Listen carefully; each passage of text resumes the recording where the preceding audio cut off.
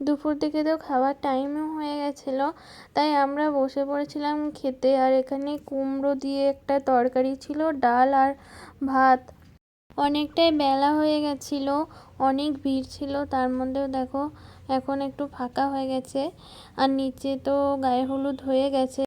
এরপর বিকাল বিকাল করে জলসাতে যাবে সবাই, তার জন্যে দেখো রেডি হয়ে গেছে সবাই মিলে। আর এখানে রোডটা নতুন করে করছিল, তাই একটু জ্যাম ছিল। আর মা ছিল এখানে ঘোড়া নিয়ে, আর একটা দিদা হয় এটা আমার। তো সবাই মিলে আমরা যাচ্ছিলাম হেঁটে হেঁটে, এখান থেকে কাছে, খুব দূরে না। বেশ ভালোই মজা হয়েছে সবাই মিলে একসাথে। আমি আর বুনু এদিকে যাচ্ছিলাম। মারা তো পুকুর পাড়ে নেমে গেছে, আমি আর নামিনি, জলটা খুব নোংরা ছিল তার জন্যে।